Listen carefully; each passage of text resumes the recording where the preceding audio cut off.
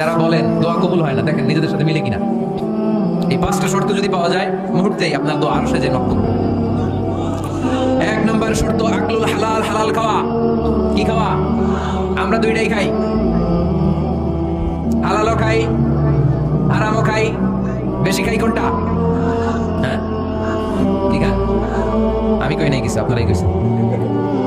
নিজের উত্তরে নিজে ধরা না। হারাম খেলে তো দোয়া কবুল হয় না। লা ইয়াদখুলুল জান্নাতা জাসাদুন গুযিয়া বিল হারাম।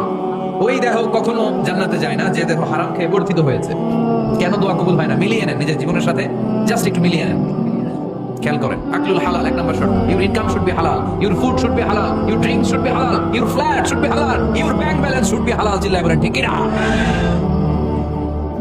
এক লোক কাবার চারপাশে শুধু দোয়া করে, ইয়া রব, ইয়া রব, ও আমার রব, তুমি আমারে মাফ করে দাও, তুমি আমারে মাফ করে দাও।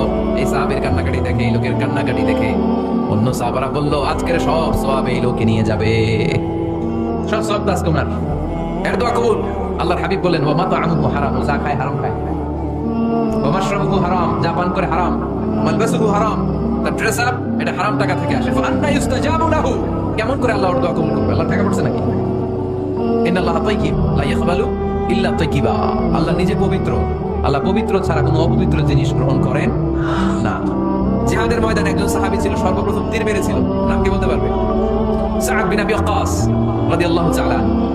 উনি একবার আল্লাহর হাবিবকে বললেন, ইয়া রাসূলুল্লাহ, উদু আল্লাহ আইয়াজআলানি মুস্তাজাবাদ দাওয়া। ও নবী, আপনি তো দোয়া করলে কবুল হয়, আপনি একটু আমার জন্য দোয়া করেন, আল্লাহ যেন আমারে মুস্তাজাবাদ দাওয়া বানিয়ে দেয়। কি বানিয়ে দেয়?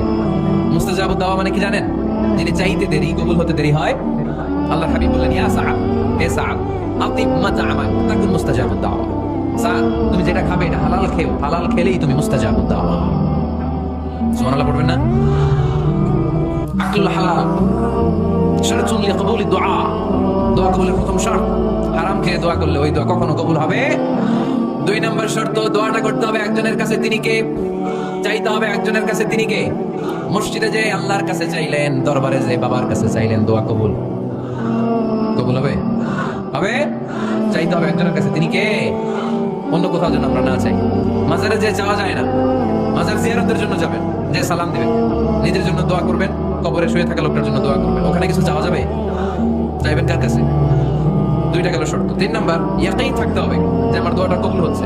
যখন দোয়া করবেন আপনার এই বিশ্বাস থাকতে হবে, আমার রব আমার ফরিয়াদ শুনছে, তিনি আমার কথা শুনতে পাচ্ছে, আমি চাওয়া মাত্রই তিনি সব দিয়ে দিতে পারে, এবং আমার রব আমাকে ফিরাবে না, তিনি দিবেনই। এরকম ইয়াকিন থাকতে হবে। উদু আল্লাহ ওয়া আনতুম মুখিনুনা বিল ইজাবা, এমন ভাবে দোয়া করো যে তুমি সুনিশ্চিত এই দোয়া কবুল।